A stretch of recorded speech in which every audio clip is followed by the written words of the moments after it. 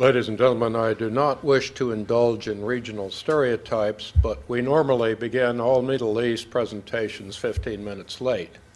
I think in this case, we will make an exception. And I'm not going to spend a lot of time introducing Gary Langer. A lot of you have heard him present before. You've seen the work that he's done on ABC, the Washington Post, and the host of other sources. But anecdotally, I think it's interesting that originally Gary was going to come down and present only in Afghanistan in the winter. And unfortunately, the weather intervened. And between that time and today, we have gone from a focus on Afghanistan to a world in which we have a continuing arc of instability from Pakistan to Morocco, and where time and again we are discovering that it is people's opinions and views that really do count. And it is understanding what motivates and drives them that is something that is critical and can only be determined by what they feel rather than some set of outside metrics. And Gary's going to give us two very interesting contrasting case studies today. One is Afghanistan and the other is Yemen, and exactly how he's going to balance it is a mystery I'll leave to him. So let me introduce Gary and let him take over. Thank you, Tony. Thanks to Tony. Thank you all for coming very much. The way I'm going to balance the presentation is with a lot of slides. I told Tony that my presentation today was based on the principles of shock and awe. He told me that shock is easy. We'll have to see about the awe. Originally, as Tony mentions, we were going to talk just about Afghanistan, our latest survey there, which is the latest in a 6-year series of annual surveys we've done in Afghanistan, starting with the first news-sponsored public opinion survey done in that country back in 2005, and then continuing every year since. I've done those with the sponsors of ABC News and various other partners, the BBC, German television network ARD, the Washington Post, and our most recent venture. And their support for this effort has been critical.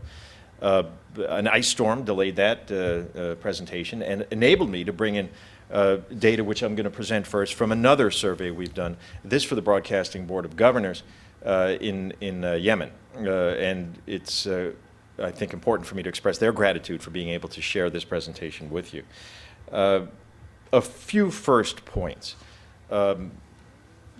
These data, I believe, are essential in helping us understand the underlying attitudes in these populations.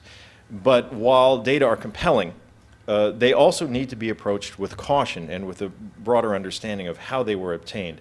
We live in a world of data, some of it very high quality, some of it in the middle, and some far less so.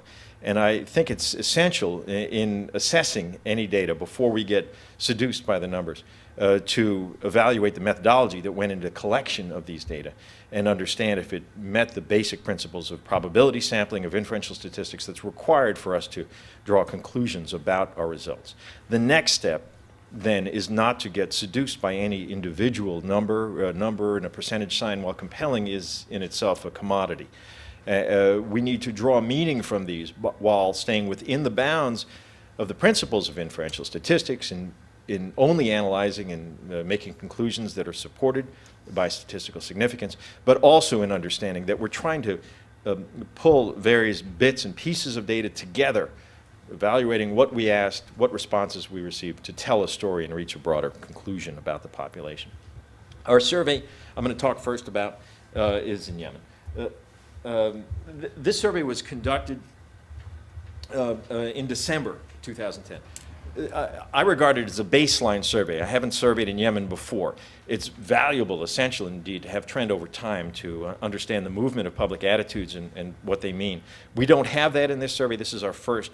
Also, it's a survey that was done in December. I'm not going to tell you that this predicted the current events that we're seeing in this country and the tumult that's occurring there and across the Arab world. What it does give us is a basic understanding of the underlying public attitudes in this country as measured at the time. And that helps us inform, I think, our understanding of how to understand and approach this population as we go forward.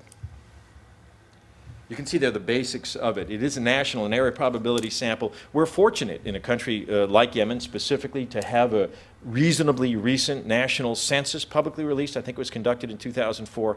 Really essential and useful in our area probability sampling.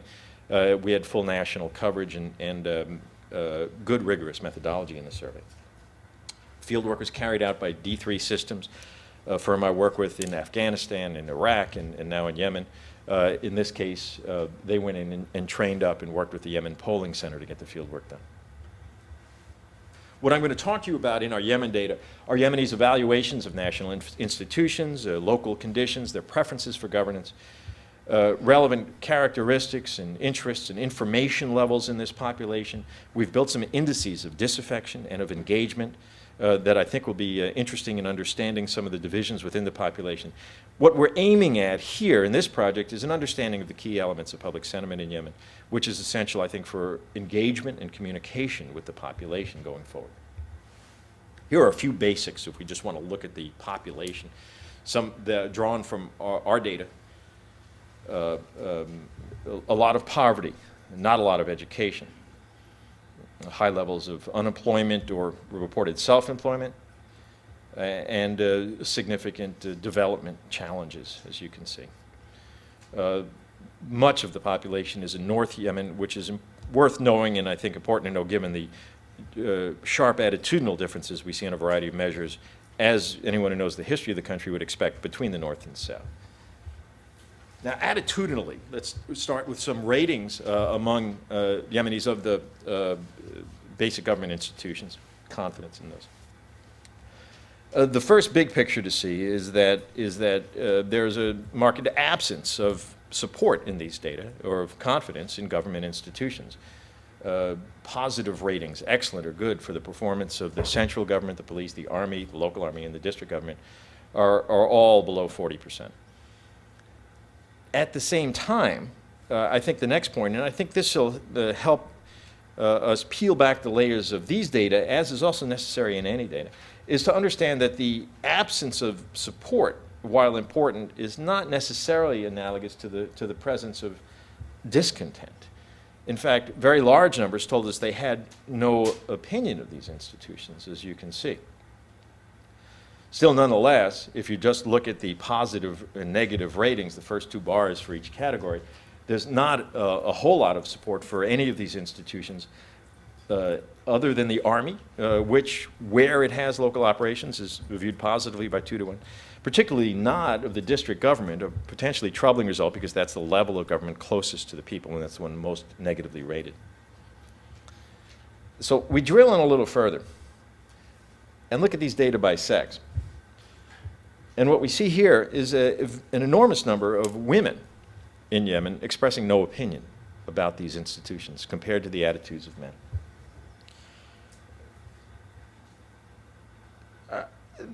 There's really sort of two possible explanations here. This could reflect a socio-cultural phenomenon in which women are culturized not to hold opinions, which I tend to doubt, or more likely not to express them. It is, in any case, important to know, if you're going to be looking at data from this country, or perhaps similar countries, and if you want to understand these populations, and particularly if you want to think about a strategy for communicating with them, this lack of engagement, or certainly at this stage, a lack of willingness to express sentiment among women is quite notable, as you can see in the data. Among those, and we percentage out those no opinions, among those who do express an opinion of these institutions, we see that men rate them more negatively than do women, substantially in some cases.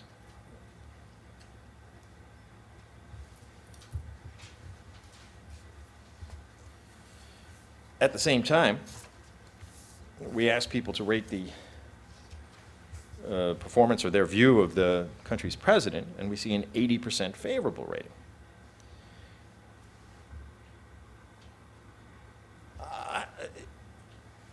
it's almost implausible to accept that a single leader can have 40 to 50 points higher favorability than the institutions of the very government that he leads, unless we understand, as best we can, the nature of this sort of society. And we've seen these sort of data to some extent in Iraq and in Afghanistan and in other countries that have tribal societies in which a paramount leader, often by acquiescence, earns expressed support.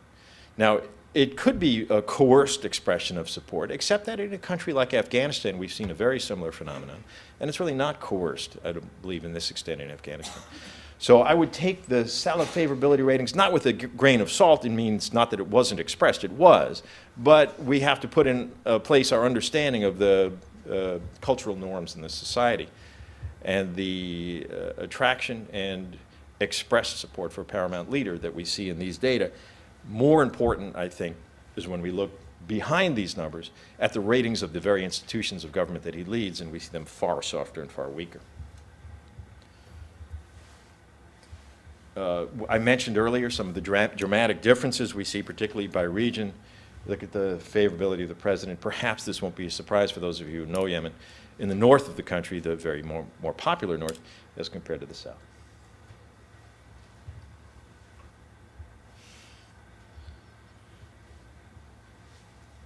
Other ratings, I think, have shed important light. On the left, asking Yemenis their expectations of life a year from now. On the positive side, one is not so bad. We find a substantial plurality, 48% of Yemenis expressing optimism for the future, that their lives a year from now will be better. Well, just 19% expect their lives to be worse. On the other hand, it's probably worth keeping in mind that this is hardly a rousing endorsement, in that about half the country expects no improvement in their own lives in the next year, and this in the Arab world's poorest nation.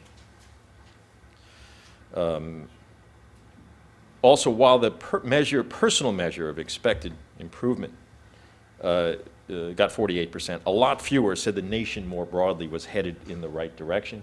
As many said the country was going in the wrong direction. That 39%, by the way, right direction, coincides quite nicely with the first data I showed you about ratings of government overall, all in the mid to high 30s in terms of their favorability. So you have much more of a division when we ask Yemenis to think about the country's direction rather than their own prospects, personal prospects for betterment. There are negative groups, and this is pessimism, which is different from disengagement with government, what I'm going to talk about. This is more about personal optimism or pessimism. Men are much more negative, much more apt to say the country is going in the wrong direction, and somewhat more apt to say that their own life they expect to be worse. Older Yemenis are more negative. There's a lot of talk about engagement among young Yemenis and about the movement we're seeing now. But in terms of personal expectations, there's greater optimism, in fact, in the young, which of course can be a motivator. And dramatic differences, again, in the South, where they're by 25-point margin, citizens are more likely to think the country's going off in the wrong direction. Another measure, and I think this is a particularly valuable one when we're talking about engagement with government and removing it from the personal, perhaps, appeal or automatic support for a paramount leader, and asking Yemenis simply, if you had a complaint about a government official, do you think reporting it would make matters better, worse, or the same? A mere 14% in the population thinks that making a complaint about a government official would improve the situation, improve the condition. That's a kind of a fundamental disconnect with the operation of government, and I think an important one to be aware of. In some ways, a damning commentary that two-thirds, or nearly two-thirds, say this would have no effect, or indeed would make things worse. I mean, government is supposed to improve people's lives. This one seems to fail a basic test of confidence. And in doing so may shine a light, I would suggest, on the unrest we see today. When we ask about local conditions, towering majority rate their economic opportunities negatively we don't have a measure of trajectory, whether these have gotten worse or gotten better over time, and that can be an essential element as well. This being our first in Yemen, I can't give you the trend, but certainly there are some troubling results here, particularly in the first three items: economic opportunities, infrastructure, and the availability of decent medical care, all overwhelmingly rated negatively by the citizens of Yemen. I mean, fundamentals of daily life. The availability of food is much less so, although, of course, food prices have been a challenge in that country. Security, least so.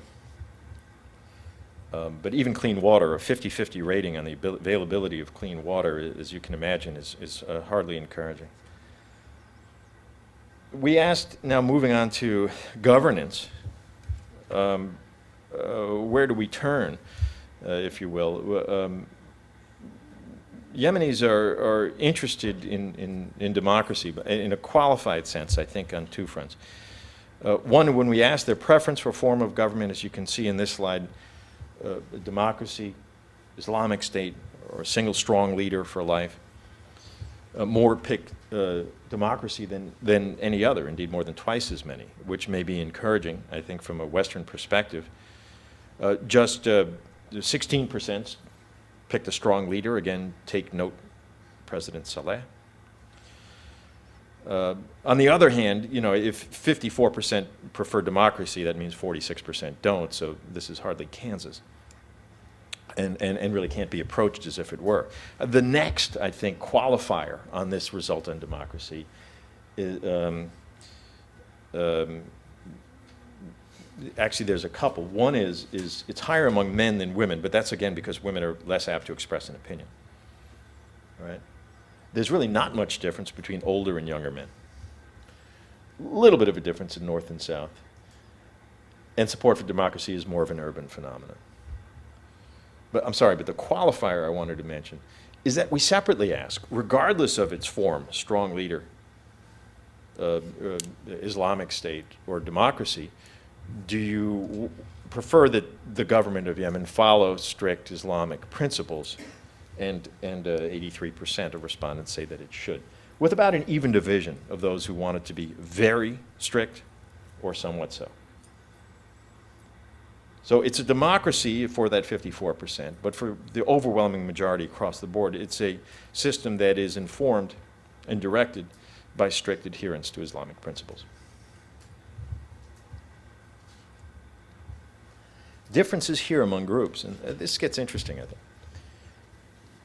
Preference for strict adherence to Islamic principles by the government spikes or peaks among young men. It's present across groups, but lower among women, and even lower to some extent among older men than it is among young men. You know, young men are a group of interest, I think, are probably more likely to show up in city squares protesting.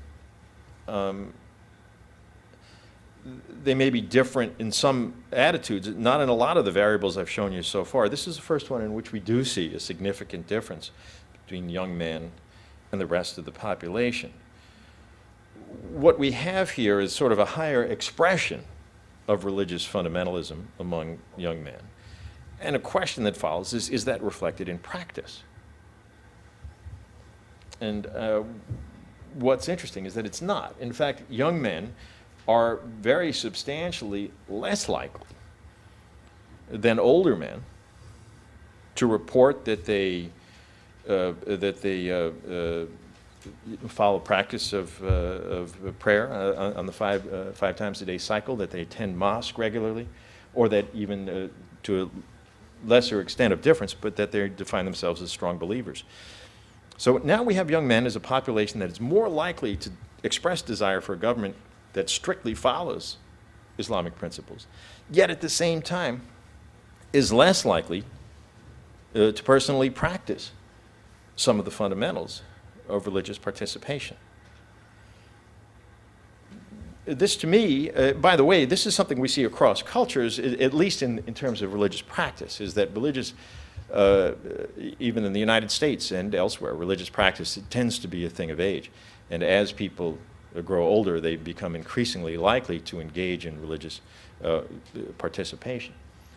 But this difference between the expressed preference for a strict Islamic government and personal practice leads me to conclude that this is the preference we hear about governance. It reflects more how what these young Yemeni men have heard than about how they live, if you will, which suggests an impressionable population, and further data do to some extent support that conclusion.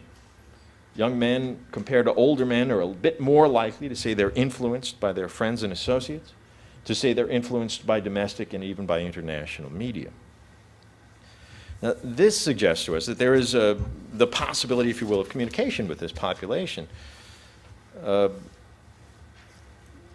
It's a population that expresses somewhat more openness to influence in terms of communication by associates and media alike. But there's a challenge. We need to know more about the approach. And what we find is that the interest and information levels in these populations, and this is across the population because we didn't see a lot of difference among groups, is quite low. Right? Outside of local and religious events. So in the number of Yemenis who say they're informed about religious matters or interested in them, or local events, quite high. National events, dramatic fall off. And then when you get to world events, US policies, Western culture, we see very little self-expressed information levels and very little interest. It makes it a challenging population to reach out to when you look at the distribution across these areas. Now, there are differences, to some extent, if we break it by age and sex, looking at older versus younger men. And again, we see in this case less interest, less engagement among younger men. So it's a population that may be more impressionable, but at the same time is going to be harder to get a hold of, harder to reach, harder to get their attention, given the self-expressed information and interest in the population. When we ask Yemenis what does influence their opinions, breaking it into this metric of very much and somewhat, the strongest lever, if you will, is household members, immediate associates, then religious leaders, the friends is there, and then a dramatic fall off in terms of the attitude movers in the population, community, elders, Yemeni news, political leaders, and international news. It's a very community-based population with very much of a one-on-one focus in terms of information sources and influences. So we used these data that I presented you to build two indices. One is an index of disaffection, of discontent or of lack of confidence in the government, using some of the variables I showed you. The Cronbach's alpha is high. There's a strong measure of continuity within these data. They work in the same direction. You can see the ratings that we used, and this describes some of the construct. Disaffection index, and then separately an engagement index to try to separate out the population groups that are most highly involved or interested in the changes and happenings in their society.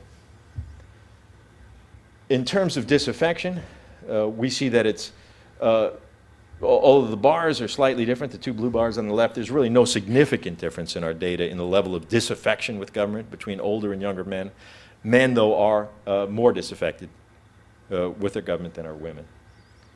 And the no opinions are out of this, by the way. Engagement, we find that young men, again, are less engaged, interested in local, national, and international events.